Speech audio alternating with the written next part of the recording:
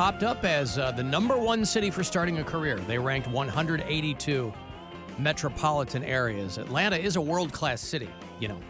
The traffic is murder, but it's always growing. You have like half a dozen, multinational corporations that are headquartered there. You've got a lot of prestigious universities. You've got world-class restaurants and museums and art scene and music and all that.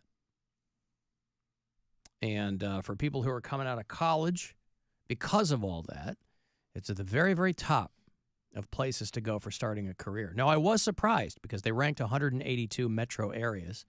And at number 182, we're not talking major metropolitan areas, but some of those are all mixed in there. So a variety of different sizes. And, just because they're not rating them by size. They're rating them on all kinds of different factors, starting salaries and how many entry-level jobs are available in the market and how many people of a certain age are there. Dead last at number 182 is New York City. Whoa. Which is surprising because, that's the largest city, and you would think that given that, it wouldn't show up dead last. Too much competition. Well, one thing that jumped out at me, I didn't realize this. Maybe you know, Mary. It's expensive.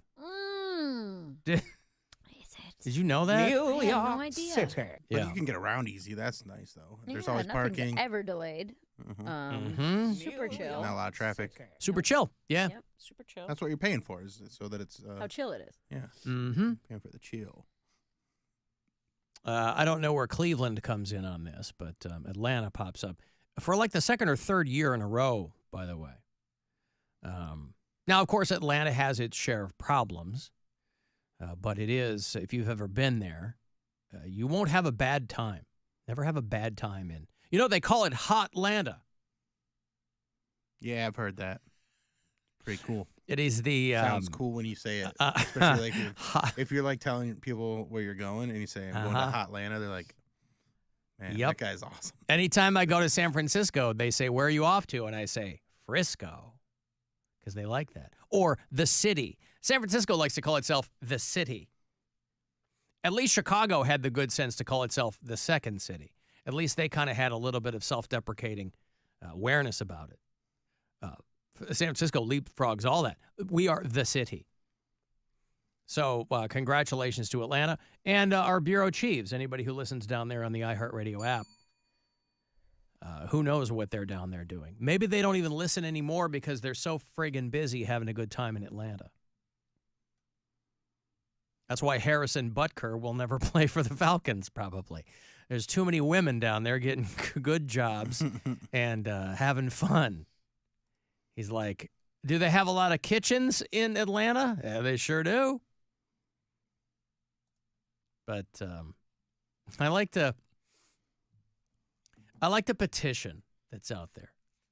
There's a petition to cut him from the Chiefs. And on the one hand, I know there's a lot of people that are bored.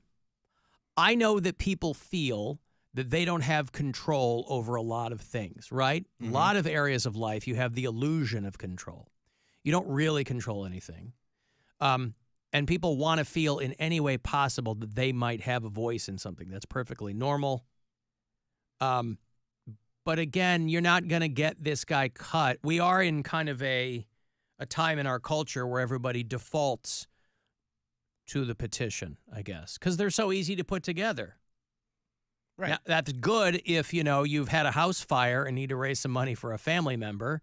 But it's just as easy to start one. They say, fire this guy from his football team, at which he seems to really excel. He's got some records and whatever.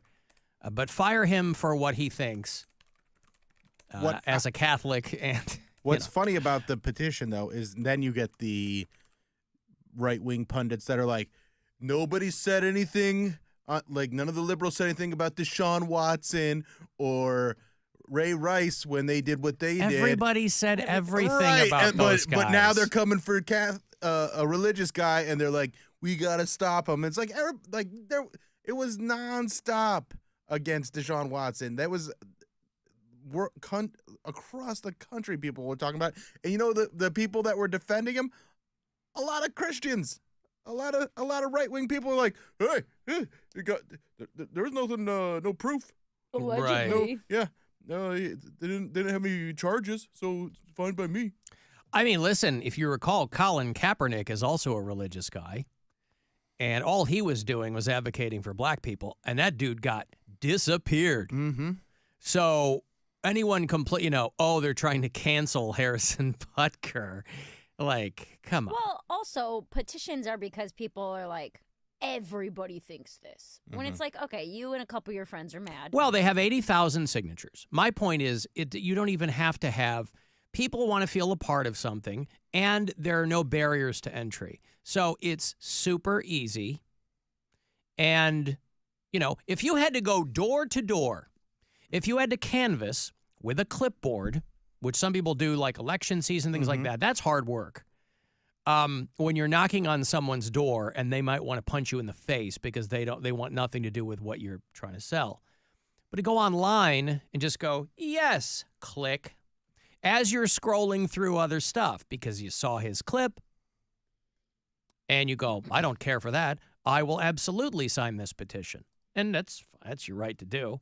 But it's not going to do anything. So a lot of it is because he slagged Pride Month. I understand that. Listen, there's a lot of boxes that you can check in this guy's speech that there's a lot of stuff in there not to like, right? If you're someone who leans to the secular and to the rational, there's a lot of stuff in there not to like. But there's also a lot of people who agree with him, and that's fine. It's perfectly fine. So I think it is funny when people are like, we've got this petition and this is going to do something. When was the last petition that did something?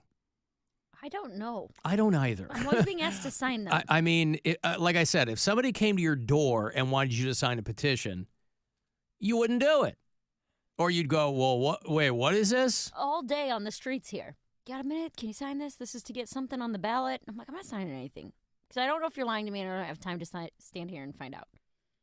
Right. You know what I mean? They could say, like, this is for better health care for children, and it's actually for, like, I don't know, legalization of meth or something, and then my name's on that. Mary Santora, already a sex offender, Right. is now on record. We've got her signature to legalize meth. Right.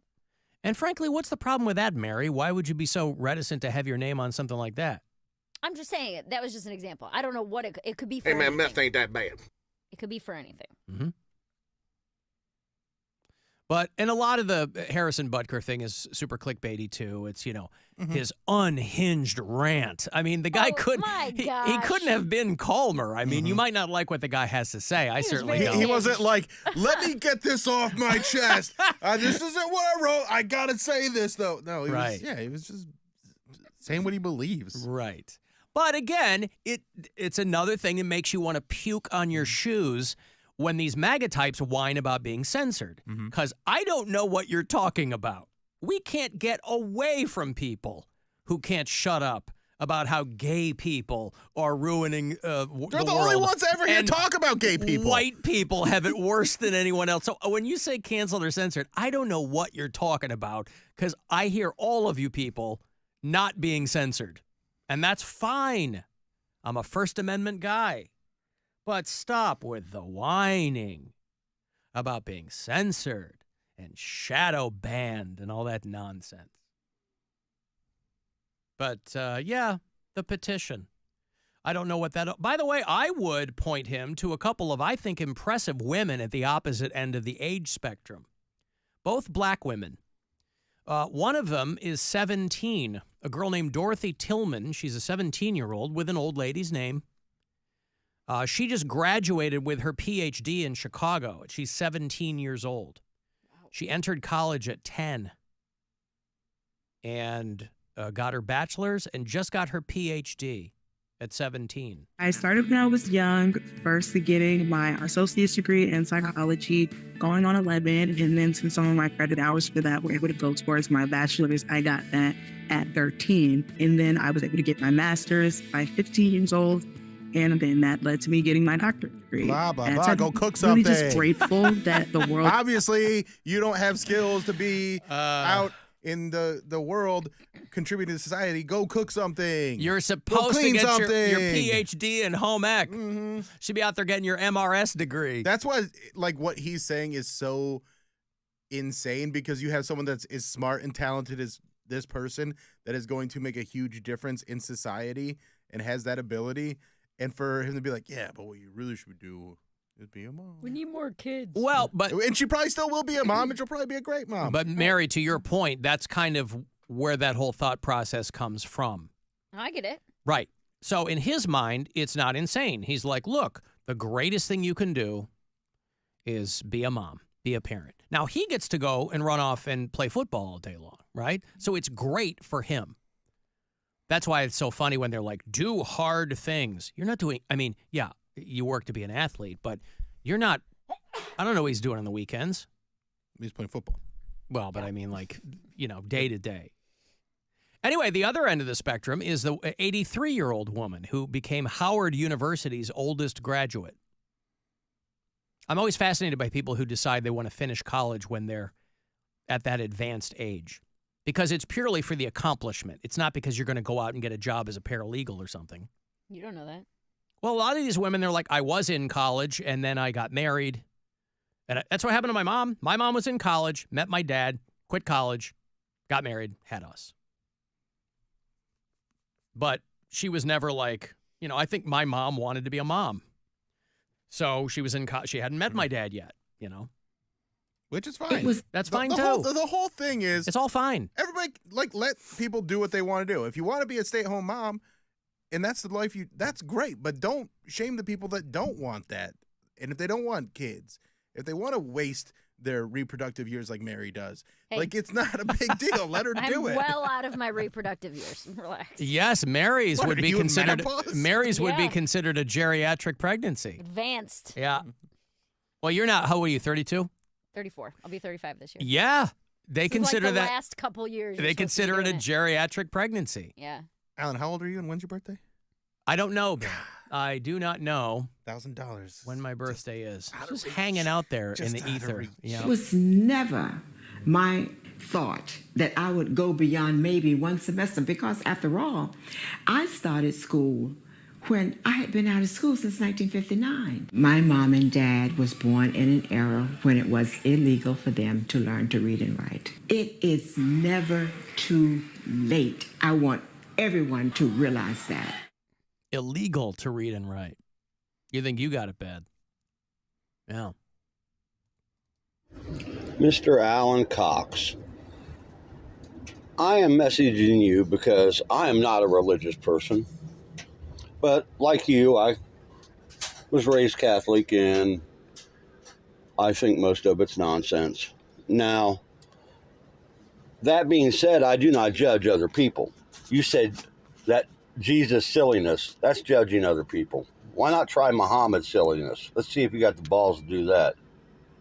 Oh, does that take balls? Is that what he's saying? Well, we're Isn't he saying- judging? I think all religions are ridiculous. Is that what you're asking me? Yeah. Yes. Christianity, Islam, I think they're all made up and ridiculous. Yes. His point is that you never talk about any of the other ones. Because I didn't grow up as a Muslim. I grew up as Catholic. and they're That's not, my experience. I can't speak to other people's experiences. I am an atheist. I think it's all made up and nonsense.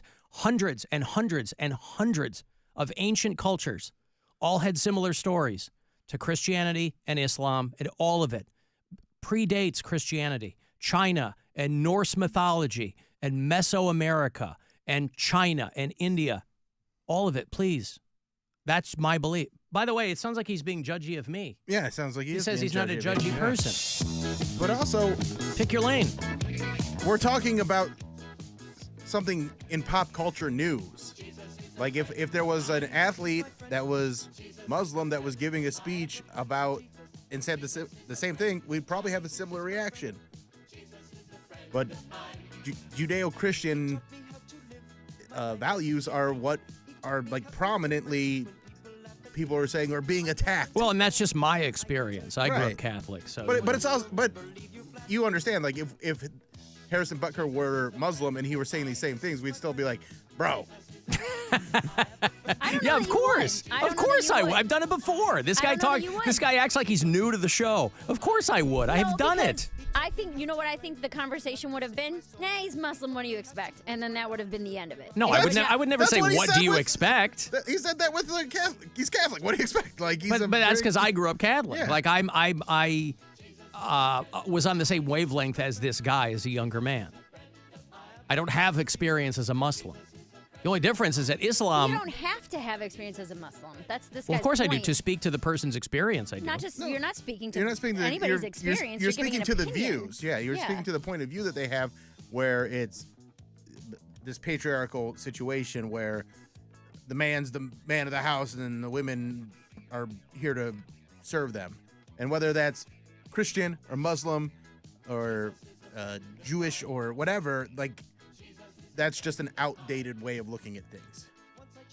Well, listen, I don't necessarily expect to hold religions that have been around for thousands of years to modern standards. I think that's a fool's errand, too. I'm just saying I think they're all made up and not relevant to modern life. That's me.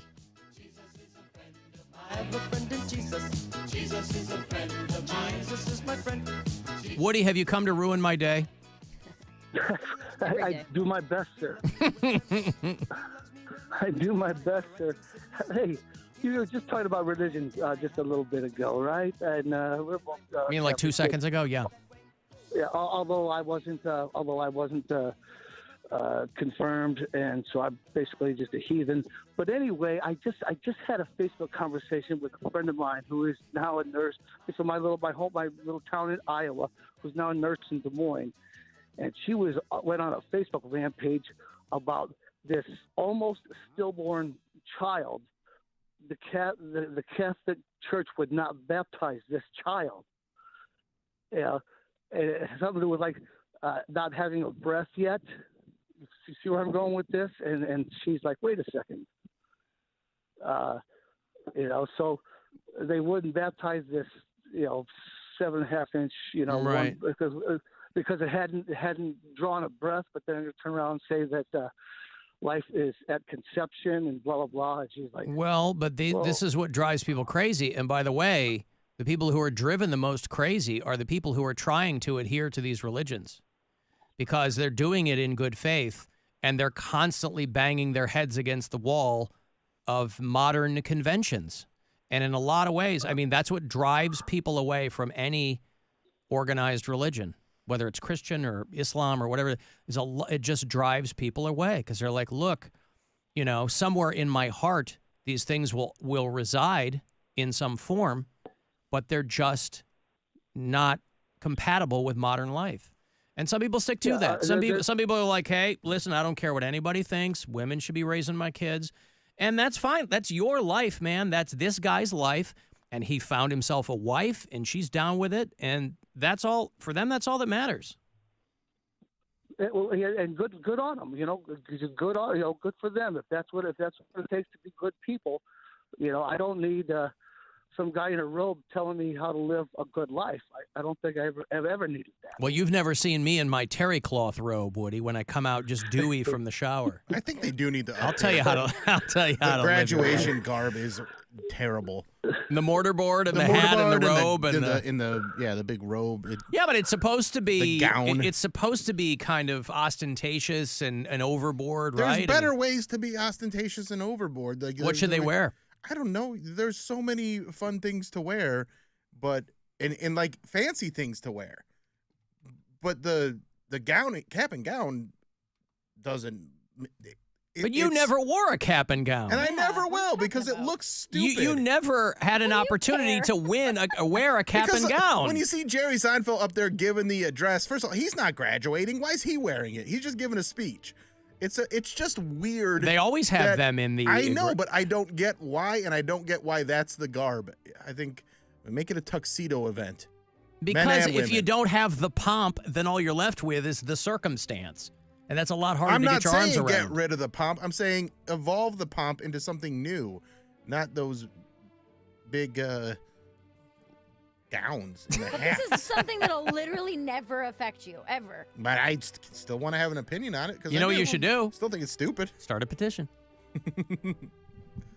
I got a break here. Want to go to that Coal Chamber show? I will have those tickets for you before 4 o'clock for people who are hitting me up for those. You can send me a text if you like for anything, 35192. Next chance to grab some money is on the way, 3:30, that next keyword to grab $1,000 from the Buzzard bookie. This is the Alan Cox Show. Everywhere on our free iHeartRadio app or whatever smart device you have. Just tell it to play the Alan Cox Show on iHeartRadio. From the Universal Windows Direct Weather Center, WMMS Weather. Mostly sunny skies for your Thursday. Highs in the mid-70s, cooler near the lake. Increasing clouds tonight with overnight lows in the low 60s.